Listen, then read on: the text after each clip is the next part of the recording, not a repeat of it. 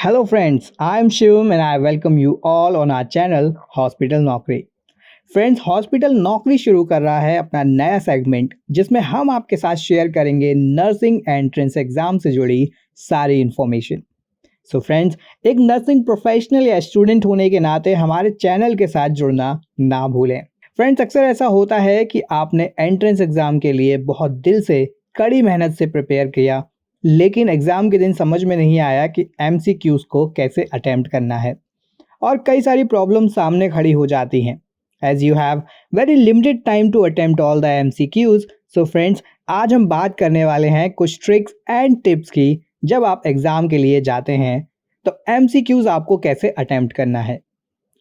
यहाँ पर objective question subjective exam से बहुत ही अलग होते हैं जो कि आप नर्सिंग के दौरान अटेम्प्ट करते हैं। तो आइए जानते हैं कि आपको एमसीक्यूज अटेम्प्ट करते समय किन टिप्स और ट्रिक्स को अपनाना चाहिए। फ्रेंड्स, वीडियो शुरू करने से पहले अगर आप चैनल पर नए हैं और सच में एग्जाम प्रिपरेशन के लिए टिप्स और ट्रिक्स जानना चाहते हैं, then do subscribe to the channel so you don't miss out on any video.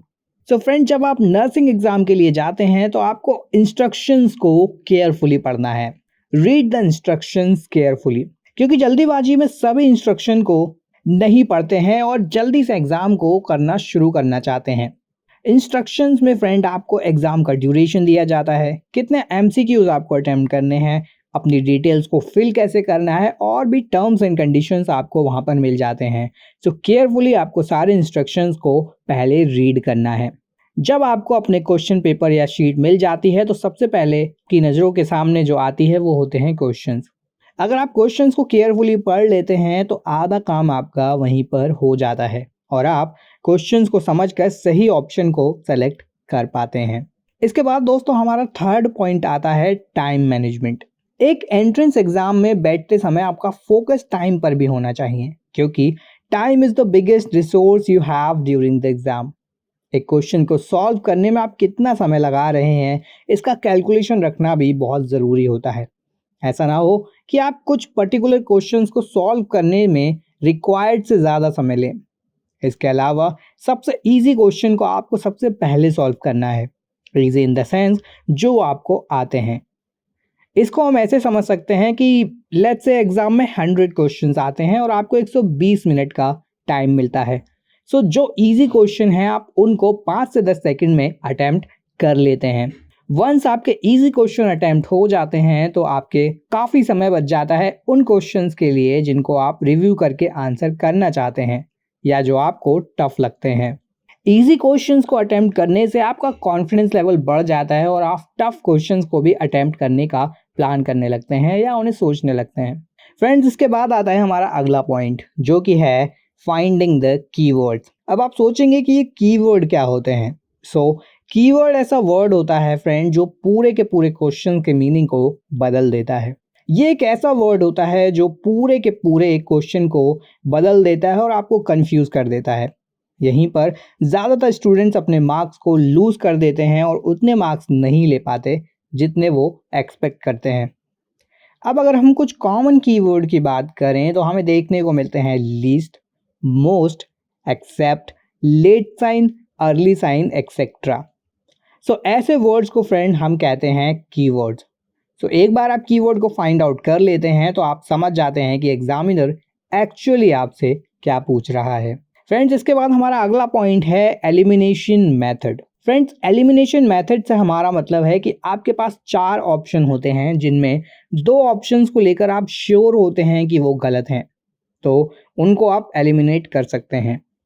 Eliminate करने के लिए आपको उनको कहीं पर लिख लेना है कि ये 2 ऑप्शंस गलत हैं, या फिर आप उनके आगे क्रॉस मार्क लगा सकते हैं। या फिर अगर आप सीबीटी दे रहे हैं यानी कि कंप्यूटर बेस्ड टेस्ट, तो आपके पास एक शीट होती है जिस पर आप पॉसिबल आंसर्स को नोट कर सकते हैं और उनके बारे में आप बाद में सोच सकते हैं। इसके बाद अगर हम दोस्तों अगले पॉइंट की बात करें तो वो है अटेम्प्टिंग द न्यूमेरिकल्स। हमारे बहुत से कैंडिडेट्स न्यूमेरिकल से बचते हैं, इसलिए आप न्यूमेरिकल्स को लास्ट में अटेम्प्ट करें, क्योंकि न्यूमेरिकल्स यहाँ पर आपके टाइम को किल करने के लिए दिए जाते हैं जिसमें कोई ना कोई ट्रिक का यूज़ करना होता है। जब आपके सारे एमसीक्यूज अटेम्प्ट हो जाते हैं तो उसके बाद आप न्यूमेरिकल्स को अटेम्प्ट कर सकते हैं। अगर आप शुरू में ही न्यूमेरिकल को अटेम्प्ट करने लग जाते हैं और अगर वो आपसे नहीं हुए तो जो क्वेश्चंस आपको आते हैं उनको भी आप फिर अटेम्प्ट नहीं कर पाएंगे। इसलिए पहले उन क्वेश्चंस को अटेम्प्ट करें जो आपको आते हैं और न्यूमेरिकल को बाद के लिए रखें। इसके बाद दोस्तों हमारा अगला पॉइंट है प्रायोरिटाइजेशन। हमारे कई सारे नर्सिंग स्टूडेंट्स को ये प्रॉब्लम होती है कि प्रायोरिटी बेस्ड क्वेश्चंस को कैसे सॉल्व करें। प्रायोरिटी बेस्ड क्वेश्चन ऐसे क्वेश्चंस होते हैं जिनमें चारों ऑप्शंस सही हो सकते हैं, लेकिन इसमें आपको सबसे फेवरेबल ऑप्शन को टिक करना होता है।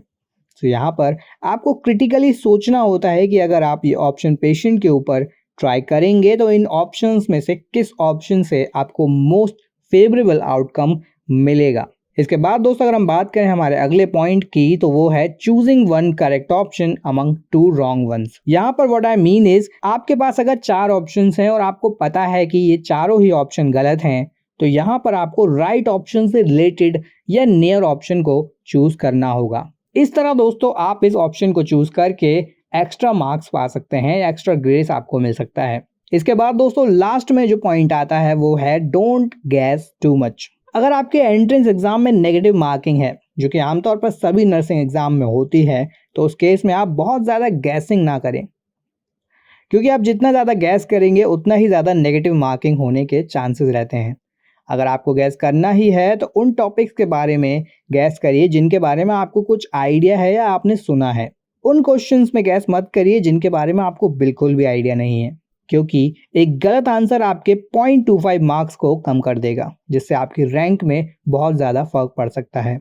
वंस आप सभी क्वेश्चंस को अटेम्प्ट कर लेते हैं तो अपने पास इतना टाइम रखिए कि आप उनको अच्छे से रिव्यू कर पाएँ। होपफुली ये टिप्स आपको नर्सिंग एग्ज़ाम को अटेम्प्ट करने में हेल्पफुल होंगी और आप अपने एग्ज़ाम्स को अच्छे से अटेम्प्ट भी कर पाएंगे।